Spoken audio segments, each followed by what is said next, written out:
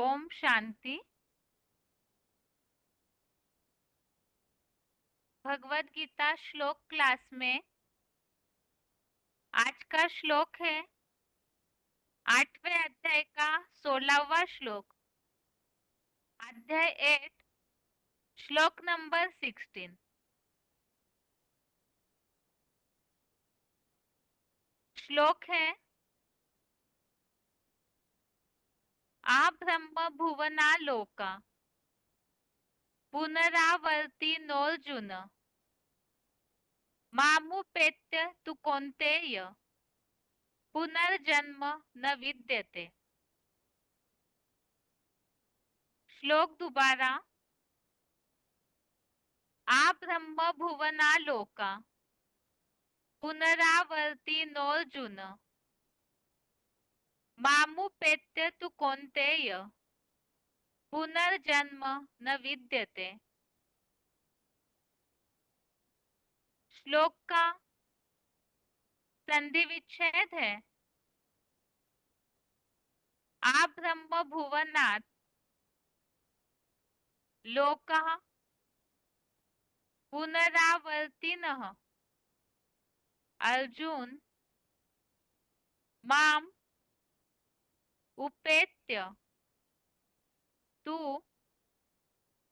कौन्तेय पुनर्जन्म न विद्यते। संधि विच्छेद दोबारा। आ ब्रह्म भुवनात् लोकः पुनरावर्तिनः अर्जुन माम उपेत्य तु कौन्तेय पुनर्जन्म न विद्यते। शब्दों के अर्थ है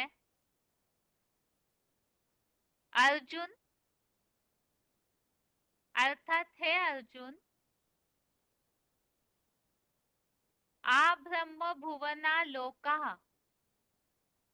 इसमें दो शब्द है आ ब्रह्म भुवनात् और लोकः। आ ब्रह्म भुवनात् अर्थात ब्रह्मलोक से लेकर, लोकः अर्थात सभी, पुनरावर्तिनः अर्थात पुनः पुनः आवर्तन वाले हैं।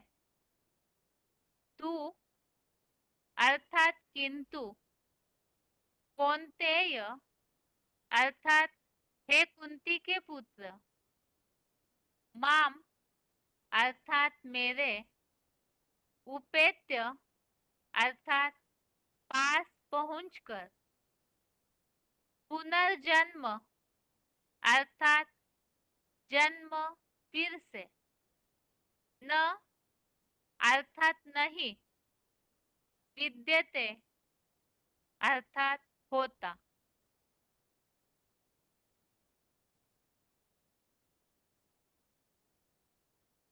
शब्दों के अर्थ दोबारा। अर्जुन अर्थात हे अर्जुन आ ब्रह्म भुवना लोकः। इसमें दो शब्द है आ ब्रह्म भुवनात् और लोकः। आ ब्रह्म भुवनात् अर्थात ब्रह्मलोक से लेकर, लोकः अर्थात सभी, पुनरावर्तिनः अर्थात पुनः पुनः आवर्तन वाले हैं। तू अर्थात किंतु, कौन्तेय अर्थात हे कुंती के पुत्र, माम अर्थात मेरे, उपेत्य अर्थात पास पहुंचकर, पुनर्जन्म अर्थात जन्म फिर से, न अर्थात नहीं, विद्यते अर्थात होता, न विद्यते अर्थात नहीं होता।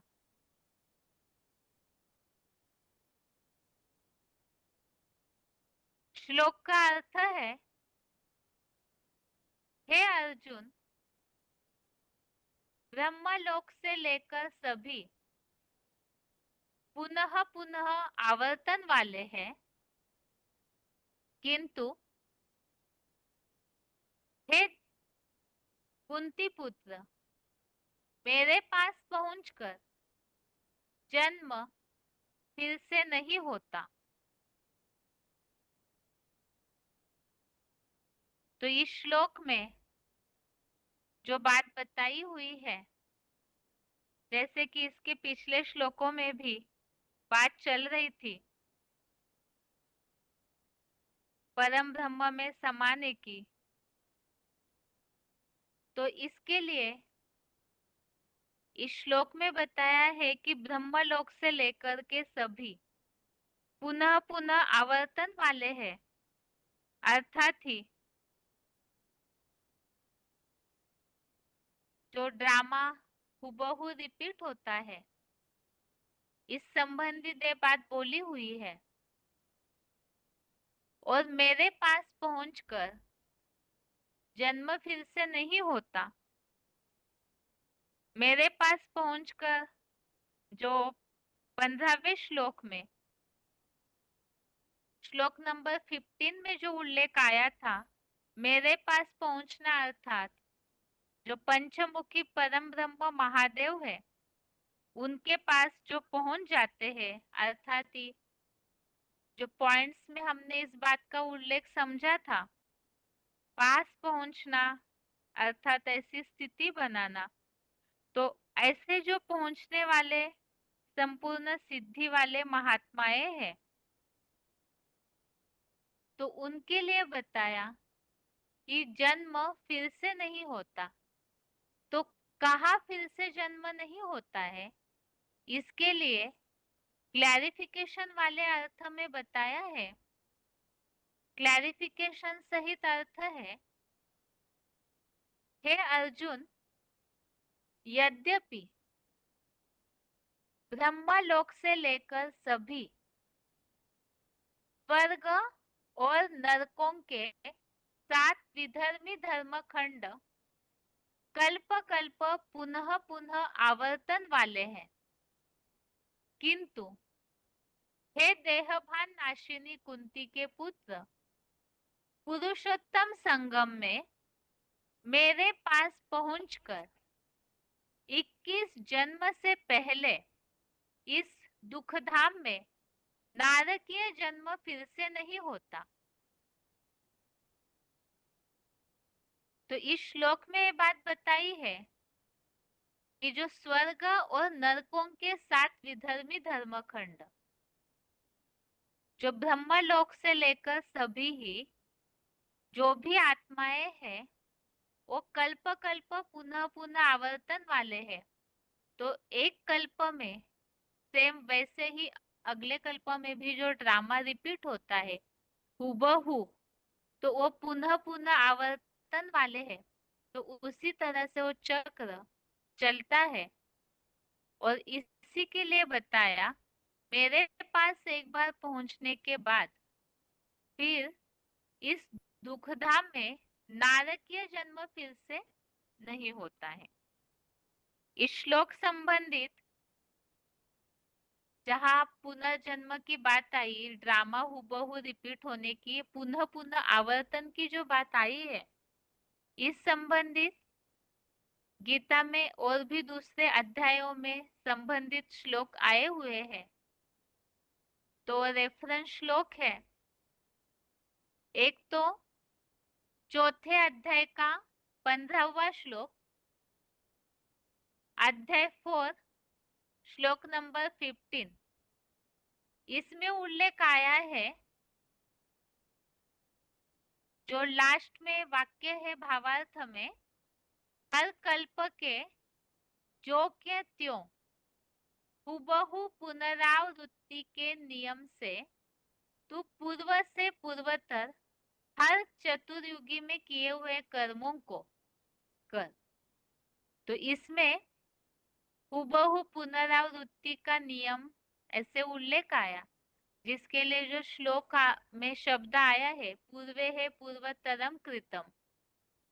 तो यहाँ हूबहू जो रिपीट होता है, पूर्व कल्प में जैसे कर्म किए हैं वैसे ही कर्म कर।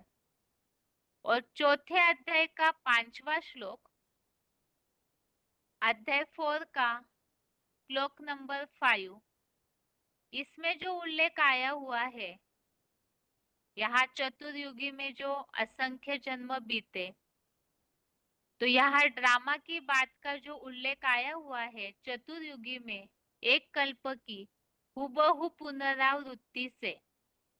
और इसी बात के लिए नीचे जो फुटनोट दिया हुआ है, इसमें इस बात को स्पष्ट किया है कि हर 5000 वर्ष की चतुर्युगी का ड्रामा हूबहू रिपीट होता है, क्योंकि हर एक स्टार जैसी आत्मा रूपी रिकॉर्ड में अपना अपना अनादि निश्चित जन्मों का पार्ट भरा हुआ है, जो कल्प नाम की चतुर्युगी में बारंबार हूबहू रिपीट होता है।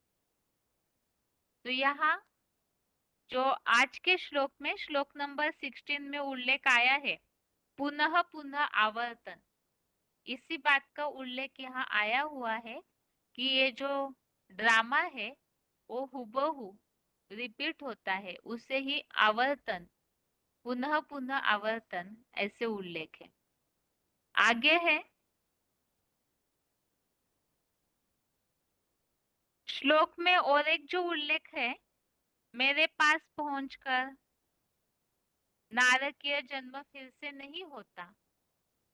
तो इस संबंधित जैसे 14वें अध्याय का 26वां श्लोक, अध्याय 14 का श्लोक नंबर 26, इसमें जो उल्लेख आया हुआ है मेरे पास पहुंचकर, जिसके लिए 15वें श्लोक में अध्याय 8 का 15 श्लोक में जो उल्लेख हमने देखा, परम ब्रह्म महादेव के पास पहुंचकर। अब वो परम ब्रह्म के पास कैसे पहुंचते उसका उल्लेख इस श्लोक में दिया। अव्यभिचारी भावना से जो योग युक्त होकर सेवा करता है, वो प्रकृति के इन दुस्तर गुणों को पार करके, संपूर्ण पार करके परम ब्रह्म के लिए योग्य है। तो यहाँ मेरे पास पहुंचकर अर्थात परम ब्रह्म के पास पहुंचने का रास्ता बताया, अव्यभिचारी योग युक्त सेवा। तो 3 गुणों को पार करते हैं। ये 3 गुणों संबंधित 14वें अध्याय का 20वां श्लोक, अध्याय 14 का श्लोक नंबर 20, इसमें उल्लेख आया हुआ है। ये जो आत्मा देह से पैदा होने वाले इन तीनों क्रमिक तत्वादी गुणों को विपरीत गति से पार करके जन्म मृत्यु बूढ़ापा आदि दुखों से अच्छी तरह मुक्त हुआ अमर पद भोगता है। जो श्लोक में आज के उल्लेख आया, नारकीय जन्म फिर से नहीं लेते हैं, 21 जन्मों के लिए मुक्त होते हैं। तो इस श्लोक में इसे स्पष्ट किया कि ये जो 3 गुण है, इसका उल्लेख तो हमने कई बार श्लोकों में देखा है, सत रज तम। इन तीनों गुणों को जो पार करता है संपूर्ण, वो परम ब्रह्म के लिए योग्य है। और इसी के लिए इस श्लोक में बताया कि जन्म मृत्यु बूढ़ापा इन दुखों से अच्छी तरह मुक्त हुआ, अर्थात दुखधाम से, नारकीय दुनिया से मुक्त हुआ अमर पद भोगता है। और वो अमर पद अर्थात जो कि श्लोक नंबर 16 आज के 16वें श्लोक में उल्लेख है, 21 जन्मों के लिए वो फिर से नारकीय जन्म नहीं लेता, अर्थात अमर पद भोगता है। और 14वें अध्याय का 27वां श्लोक, अध्याय 14 का श्लोक नंबर 27 इस श्लोक में उल्लेख आया हुआ है। जो आज के श्लोक में उल्लेख है मेरे पास पहुंचकर, अर्थात परम ब्रह्म महादेव के पास पहुंचने की बात, तो उसी संबंधित परम ब्रह्म के लिए उल्लेख आया हुआ है इस श्लोक में 14वें अध्याय का 27वां श्लोक। मैं शिव बाबा ही अविनाशी परम ब्रह्म की संगमयुगी और स्वर्गीय अमर लोक की और कलयुग में भी शाश्वत सत्य सनातन देवी देवता धर्म की और विष्णु के आत्यंतिक अतीन्द्रिय सुख की 84 जन्मों वाली समूची सृष्टि में एकमात्र आबरू हो। आबरू अर्थात प्रतिष्ठा, महत्व। तो ये जो आबरू है अर्थात वो सब कुछ ही शिव बाबा ही उस अविनाशी परम ब्रह्म के द्वारा है, अर्थात उनके पास पहुंचने की बात है, जो इस स्वर्गीय दुनिया की भी आबरू है और साथ में कलयुग में भी जो सत्य सनातन धर्म है और विष्णु लोक में अतीन्द्रिय सुख है, उसकी आबरू अर्थात प्रतिष्ठा है। और उनके पास पहुंचने के बाद फिर नारकीय दुग्धाम में जन्म नहीं होता, जो इन 14वें अध्याय के श्लोक में उल्लेख आया। जन्म, मृत्यु, बूढ़ापा आदि सब दुखों से मुक्त होके 21 जन्मों के लिए अमर पद की प्राप्ति होती है। तो इस तरह से ये आज के श्लोक संबंधित मेरे पास पहुंचना अर्थात क्या, ये 14वें अध्याय के श्लोकों से हमने रेफरेंस द्वारा समझा। तो आज के श्लोक का सार यही है। एक तो यहाँ ड्रामा हूबहू रिपीट होता है, ये चक्र वैसे ही चलता है। और दूसरा, परम ब्रह्म महादेव के पास पहुंचकर अव्यभिचारी भावना द्वारा फिर दोबारा इस नारकीय जन्म दुग्धाम में फिर से जन्म नहीं होता, तो फिर से ये पुनर्जन्म नहीं होता, अर्थात 21 जन्म तक स्वर्गीय सुख भोगते हैं। श्लोक का उच्चारण सुनते हैं, उसके बाद श्लोक संबंधित पॉइंट्स।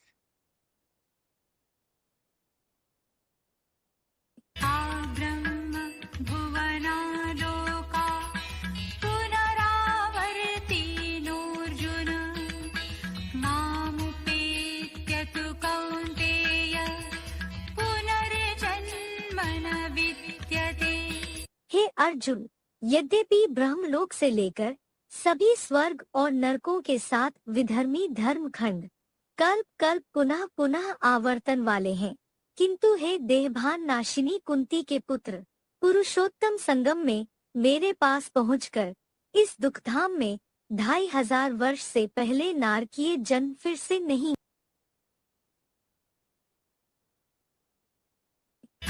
ब्रह्म भुवनालोका पुनरावर्तिनोऽर्जुन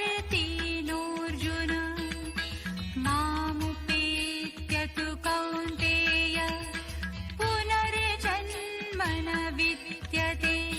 हे अर्जुन, यद्यपि ब्रह्मलोक से लेकर सभी स्वर्ग और नरकों के साथ विधर्मी धर्म खंड कल्प कल्प पुनः पुनः आवर्तन वाले हैं, किंतु हे देहभान नाशिनी कुंती के पुत्र, पुरुषोत्तम संगम में मेरे पास पहुंचकर इस दुखधाम में 2500 वर्ष से पहले नारकीय जन्म फिर से नहीं।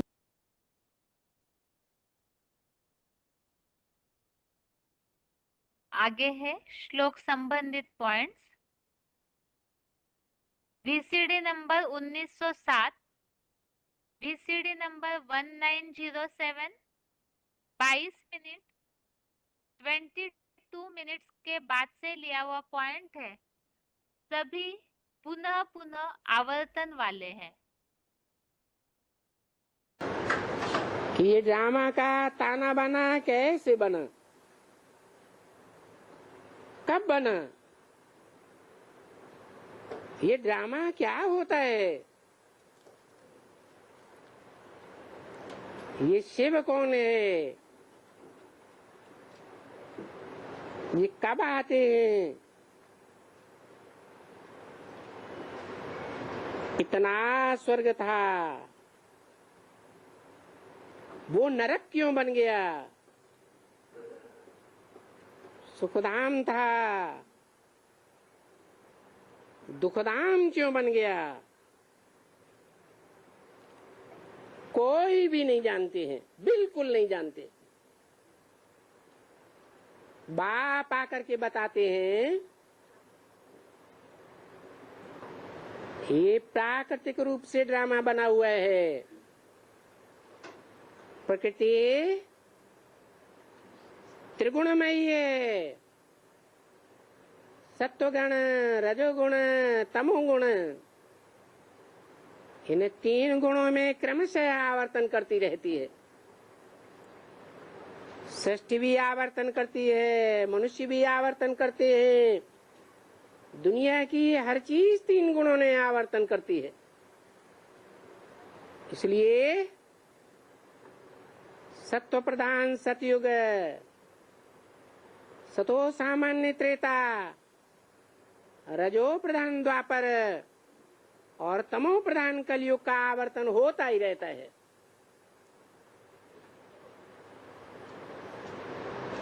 इस चतुर्युगी को कल्प कहा जाता है। आगे है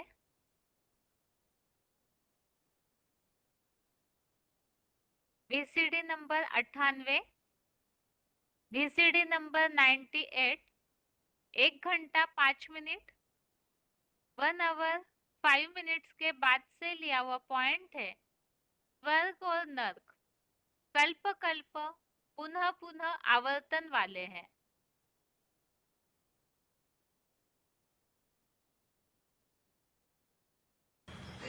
फिर वही बात, दो चीजें तीन चीजें अनादि हैं, उनकी आदि अंत नहीं होती। एक तो आत्मा की आदि अंत नहीं है, वो हमेशा से है ही है।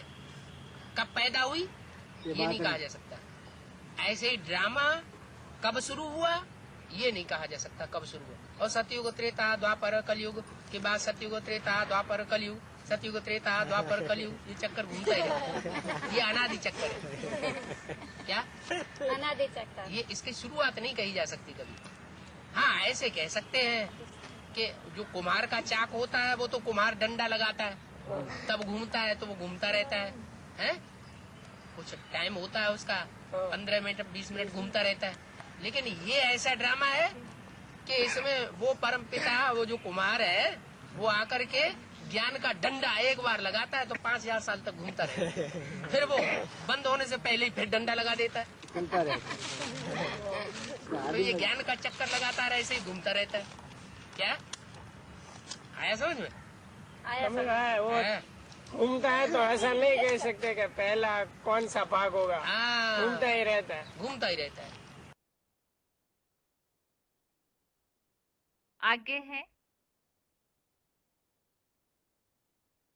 वार्तालाप number 1537, discussion number 1537, 30 minute 30 minutes के बाद से लिया हुआ पॉइंट है। मेरे पास पहुंचकर नारकीय जन्म फिर से नहीं होता।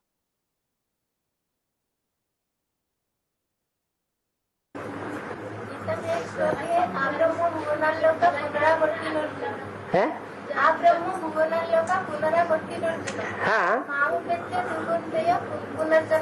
हाँ हाँ, भगवान को पा करके इस दुनिया में पुनर्जन्म खलास हो जाता है।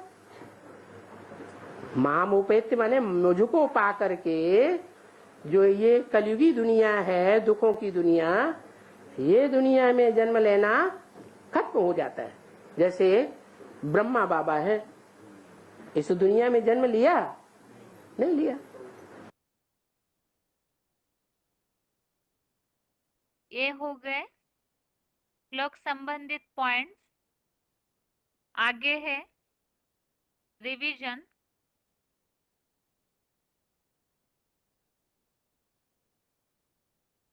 श्लोक टेस्ट के हिसाब से श्लोक नंबर है अध्याय 5 का 18 से 21 तक श्लोक, अध्याय 5 श्लोक नंबर 18 से 21 तक, और 8वें अध्याय का 16वां श्लोक, अध्याय 8 का श्लोक नंबर 16। पहला श्लोक है 5वें अध्याय का 18वां श्लोक, श्लोक नंबर 18। विद्या विनय संपन्ने ब्राह्मणे गवि हस्तिनि शुनिचैव स्वपाके च पंडितः समदर्शिनः। अर्थात विद्या और विनयशील ब्राह्मण में, सीधे स्वभाव की भारतीय मानवीय गाय में, हाथी जैसे देह अहंकारी में, कुत्ते जैसे महाकामी में, या कुत्ते को पकाने वाले अति क्रोधी चांडाल में पंडित जन ही आत्म भाव से साक्षी हो, समदर्शी होते हैं। जहां 5वें अध्याय के इन श्लोकों के पहले बात चल रही थी, जो पाप धुले हुए हैं ऐसों की बात चल रही थी, जो बाप समान बन जाता है, उनमें ही जो परम आधारित है, आत्मवान निष्ठावान है, जिनके पाप धुल जाते हैं, वो फिर वापस कलयुग में नहीं आते हैं। तो ऐसी आत्माएं जो ऐसी ज्ञानी बन जाती है, तो लक्षण यहाँ श्लोकों में चल रहे हैं, जो बताया कि पंडित जन आत्मभाव से समदर्शी होते हैं, साक्षी हो, समदर्शी होते हैं। यहाँ तो ब्राह्मण में हाथी, कुत्ते, कुत्ते को पकाने वाले ऐसे बताया है, और इसका ही जो सही वास्तविक अर्थ है वो बताया। वास्तव में केवल जानवरों के प्रति ही दया भाव दिखाने की यहाँ बात नहीं, बल्कि जो ज्ञानी पंडित होंगे वो आत्मिक दृष्टि से साक्षी हो, सबको समान दृष्टि से देखने वाले। तो किनको समान देखेंगे, तो उसका ही रहस्य बताया है। एक तो भारतीय मानवीय गाय में, हाथी जैसे देह अहंकारी, कुत्ते जैसे महाकामी, या कुत्ते को पकाने वाले अतिक्रोधी चांडाल में पंडित जन समदर्शी होते हैं। तो इस संबंधित ही श्लोक संबंधित जो पॉइंट्स हमने सुने थे, उसमें इन बातों का उल्लेख था कि कैसे भी कोई स्वभाव संस्कार वाली आत्माएं हो, लेकिन जो ज्ञानी आत्माएं हैं वो सबके प्रति आत्मिक दृष्टि ही रखेंगे, कोई भी प्रकार का भेदभाव नहीं करेंगे, कोई भी प्रकार का पक्षपात नहीं करेंगे। और इसी संबंधित रेफरेंस श्लोक है, एक तो अध्याय 6 का 9वां श्लोक, अध्याय 6 श्लोक नंबर 9, जिसमें उल्लेख आया है स्नेही मित्र शत्रु उदासीन मध्यस्थ द्वेषी बंधुजनों में, साधु और पापियों में भी समान बुद्धि वाला विशेष माना गया है। इसी तरह 9वें अध्याय का 29वां, अध्याय 9 का श्लोक नंबर 29, इसमें उल्लेख आया हुआ है सब प्राणियों में, मैं सब प्राणियों में समान आत्मभाव वाला हूँ, मेरे लिए कोई द्वेष योग्य नहीं, न दैवी भावना वाला प्यारा है। तो इसी तरह से यहाँ तो भगवान के लक्षण बताए हैं, और जो इस तरह से भगवान की तरह बनते हैं उनके बारे में यहाँ उल्लेख है। आगे 18वें अध्याय का 20वां श्लोक, अध्याय 18 का श्लोक नंबर 20, इसमें उल्लेख आया है जिस स्वर्गीय शूटिंग का अद्वैतवादी ज्ञान द्वारा आकृति से अलग अलग हुए सब प्राणियों में अखंड अविनाशी एक परमात्मा की पुरुषोत्तम संगम में संग्रहित योग ऊर्जा रूप आत्मभाव को देखता है, उसे साक्षात ईश्वरीय सात्विक ज्ञान का अविनाशी सार ही जान। तो इस श्लोक में बताया कि सबको आत्मिक दृष्टि से देखना ही सात्विक ज्ञान है। आगे है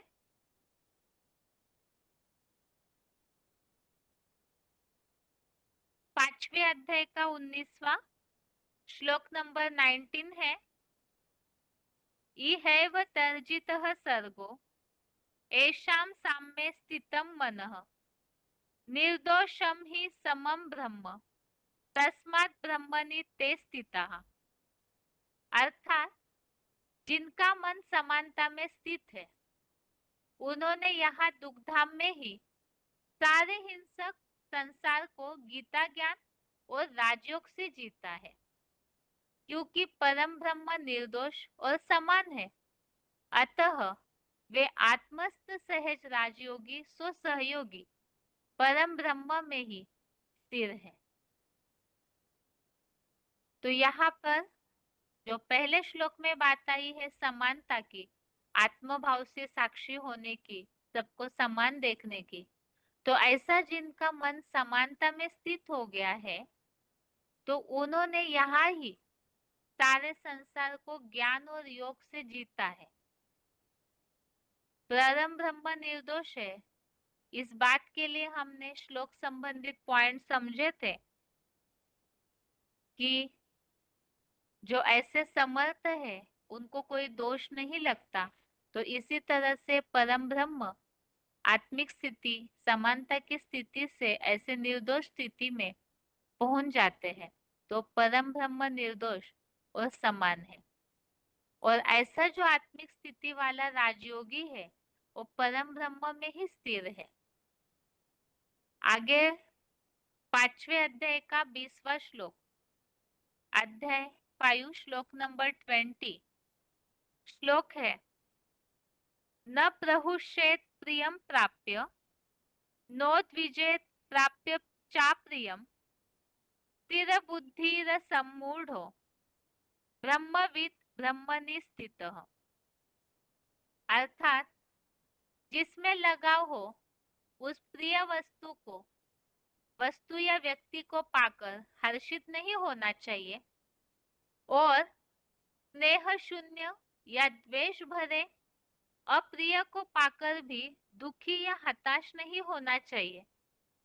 एकमात्र सदा अनासक्त शिवबाबा सहित व्यक्ति या वस्तु में संशयहीन और स्थिर बुद्धि परम ब्रह्म ज्ञाता ब्रह्मावत्स तुरिया ब्रह्म तत्व की उच्चतम और दीर्घतम स्थिति में ही स्थिर है। इसी के लिए ही नीचे लिखा हुआ है, जहाँ परम ब्रह्म की बात श्लोक में आई है, गुरु ब्रह्मा गुरु विष्णु गुरुदेवो महेश्वरः गुरु साक्षात ऊर्ध्वमुखी परम ब्रह्म तस्मै श्री गुरुवे नमः। यहाँ श्लोकों में तो बात यही चल रही है समानता में स्थिर होने की, आत्मिक स्थिति से सबको देखने की। उसी बात के लक्षण और आगे बताए इस 20 श्लोक में कि प्रिय को पाकर अति हर्षित, अप्रिय को पाकर दुखी नहीं होना है। तो आत्मिक स्थिति वाले साक्षी होकर के समान दृष्टि वाले होते हैं। तो यही बात यहाँ बताई, प्रिय और अप्रिय दोनों स्थिति में बैलेंस होना चाहिए। और जो ऐसे एक शिव बाबा से ही एकमात्र सदा अनासक्त शिव बाबा सहित सभी व्यक्ति या वस्तु में संशयहीन और स्थिर बुद्धि, जो ऐसे स्थिर बुद्धि वाले हैं तो वो ब्रह्म तत्व में ही स्थिर है। तो यहाँ तो खास अव्वल नंबर जो परम ब्रह्म है उनकी बात बताई, और जो नंबरवार ऐसे आत्मिक स्थिति में स्थित होते हैं उनके लिए ये पुरुषार्थ बताया है कि आत्मिक स्थिति और समानता की स्थिति में कैसे रहते हैं और उसका रिजल्ट क्या है। आगे है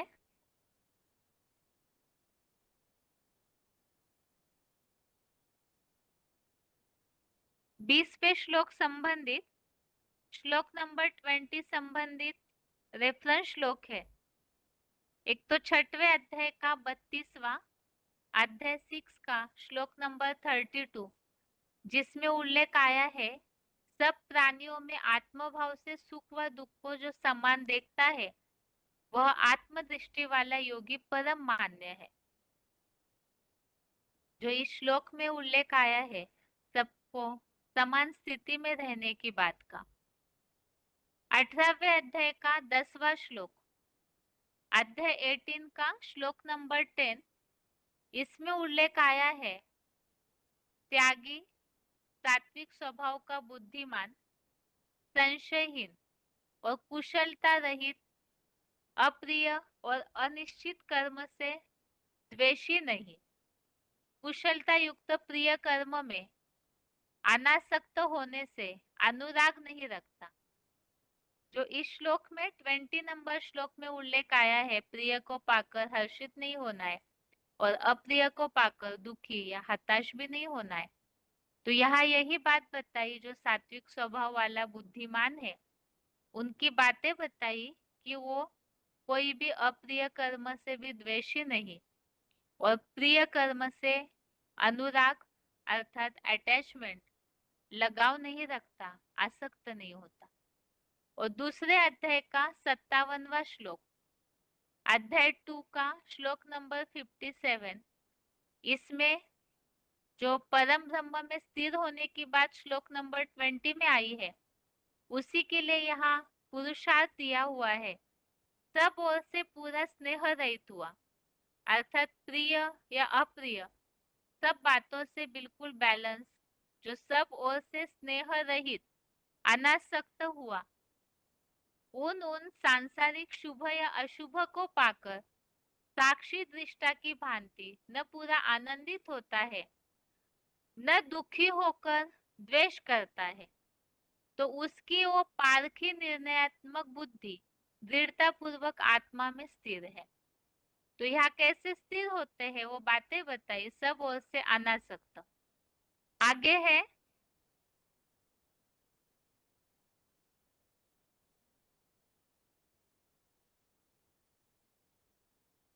तीसवें श्लोक संबंधित और भी रेफरेंस श्लोक, 20 श्लोक के और रेफरेंस श्लोक, 18वें अध्याय का 52वां श्लोक, अध्याय 18 का श्लोक नंबर 52, इसमें उल्लेख आया हुआ है एकांत प्रिय और जो मन वचन कर्म में मर्यादित और नित्य विचार सागर मंथन और परमात्मा योग युक्त हुआ। 18वें अध्याय का 53, 54, इन श्लोकों में भी इन्हीं बातों का उल्लेख आया है और लक्षण बताए हैं कि परम ब्रह्म भाव के लिए कौन समर्थ है। तो जो सब में समान दृष्टि वाला होता है और साथ में ही कुछ गुण विशेषताएं बताई, ममताहीन, शांत चित्त, तो ऐसा परम ब्रह्म भाव के लिए समर्थ है। आगे है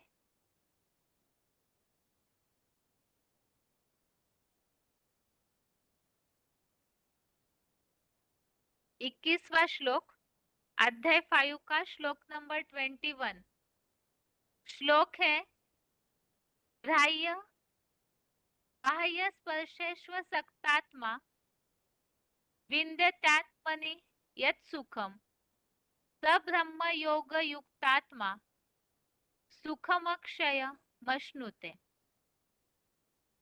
अर्थात बाहरी विषय भोगों में अनासक्त पुरुष भ्रू मध्य में टिकी हुई ज्योति बिंदु आत्मा में जो मन का सुख पाता है, वह परम ब्रह्म से सर्व संबंधों की प्रैक्टिकल सतत भासना से योग युक्त हुआ इसी जीवन में अखुट विष्णु लोकीय वैकुंठ का अतीन्द्रिय सुख भोगता है। तो इस श्लोक में उल्लेख आया हुआ है बाहरी विषय भोगों में अनासक्त हुआ। तो पहले के जो श्लोक 2-3 हमने पढ़े, उसमें एक तो बताया व्यक्ति विशेष संबंधित समान भाव, साक्षी भाव, साथ में प्रिय अप्रिय वस्तु के प्रति भी बता दिया समान भाव, न दुखी होते न ज्यादा हर्षित आनंदित होना। तो ऐसे जो बाहरी जो भी विषय भोग है उन सब से अनासक्त हुआ, डिटैच हुआ पुरुष आत्मा में मन का सुख पाता है, वह परम ब्रह्म से सर्व संबंधों की सतत प्रैक्टिकल सतत भासना से योग युक्त हुआ। इसी जीवन में अखुट विष्णु लोकीय वैकुंठ का अतीन्द्रिय सुख भोगता है। तो जो सब ओर से अनासक्त हुआ है और एक परम ब्रह्म में ही जिनकी बुद्धि स्थिर है, योग युक्त है, तो वो अतीन्द्रिय सुख पाते हैं। तो पहले तो लक्षण बताए कि क्या पुरुषार्थ होना है, और इस श्लोक में 21 श्लोक में उसका रिजल्ट बताया है, अतीन्द्रिय सुख की प्राप्ति। इसी संबंधित रेफरेंस श्लोक है 6वें अध्याय के जिन श्लोकों में अतीन्द्रिय सुख का वर्णन आया है। एक तो 21वां श्लोक, श्लोक नंबर 21, 6वें अध्याय का 27वां और 28वां श्लोक, अध्याय 6 का श्लोक नंबर 27-28। तो इन सारे ही श्लोकों में अतीन्द्रिय सुख का वर्णन बताया है। एक तो तात्विक रूप से विचलित नहीं होते, अर्थात बाहरी विषय भोगों से अनासक्त हुआ, और ये अतीन्द्रिय सुख सर्वोत्तम सुख है जो कि परम ब्रह्म से प्राप्त होता है। परम ब्रह्म का संपूर्ण स्पर्श युक्त अतीव सुख है। तो इस तरह ये इस श्लोक के रेफरेंस श्लोक हुए। आगे है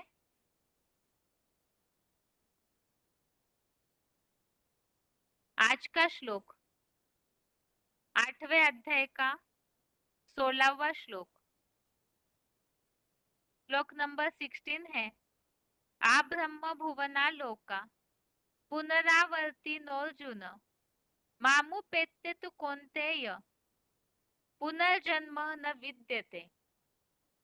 अर्थात हे अर्जुन, यद्यपि ब्रह्मलोक से लेकर सभी स्वर्ग और नरकों के 7 विधर्मी धर्मखंड कल्प कल्प पुनः पुनः आवर्तन वाले हैं, किंतु हे देहभान नाशिनी कुंती के पुत्र, पुरुषोत्तम संगम में मेरे पास पहुंचकर 21 जन्म से पहले इस दुग्धाम में नारकीय जन्म फिर से नहीं होता। तो श्लोक का अर्थ तो अभी हमने समझा। एक तो ब्रह्मलोक से लेकर सभी, एक बार जब ब्रह्मलोक से लेकर के नीचे उतरते हैं तो स्वर्ग और नरक पुनः पुनः आवर्तन वाले हैं, अर्थात तो ड्रामा का सर्कल वैसे ही उबो रिपीट होता है। और मेरे पास अर्थात परम ब्रह्म महादेव के पास पहुंचकर फिर नारकीय दुनिया में जन्म नहीं होता। तो कब तक नहीं होता है? 21 जन्मों से पहले 21 जन्मों तक स्वर्ग में ही रहते हैं, वहां नारकीय दुनिया का दुख अनुभव नहीं करते। और श्लोक संबंधित रेफरेंस श्लोक है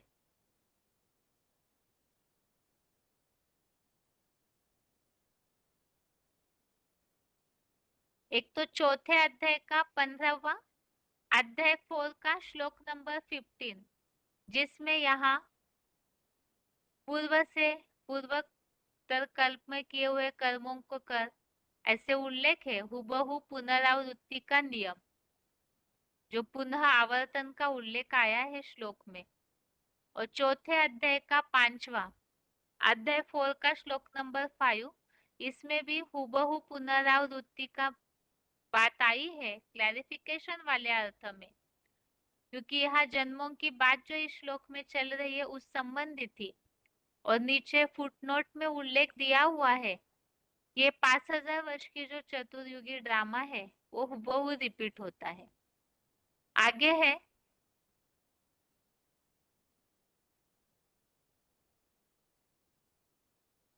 श्लोक में जो उल्लेख आया है मेरे पास पहुंचकर, अर्थात परम ब्रह्म महादेव के पास पहुंचकर।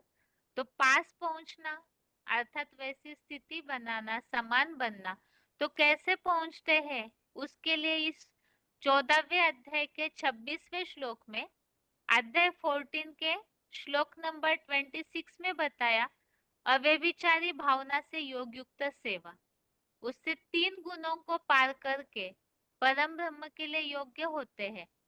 और 14वें अध्याय के 20वें श्लोक में जो बताया है कि जन्म मृत्यु बुढ़ापा, ये जो 3 गुणों से विपरीत गति पाकर के और दुखों से मुक्त होकर 21 जन्मों के लिए अमर पद भोगता है। और 27वां श्लोक 14वें अध्याय का अध्याय 14 का 27 श्लोक में बताया कि मैं शिव बाबा ही अविनाशी परम ब्रह्म की आबरू हूँ। तो शिव बाबा परम ब्रह्म की आबरू, उनके पास पहुंचना है क्योंकि वही प्रतिष्ठा है सब स्वर्ग की, अतीन्द्रिय सुख की और शाश्वत सनातन धर्म की भी। इस तरह से ये श्लोकों की रिवीजन हुई और टेस्ट के लिए एक बार श्लोक नंबर फिर से 5वें अध्याय का 18 से 21वें श्लोक तक, अध्याय 5 का श्लोक नंबर 18 से 21 तक और 8वें अध्याय का 16वां श्लोक, अध्याय 8 का श्लोक नंबर 16।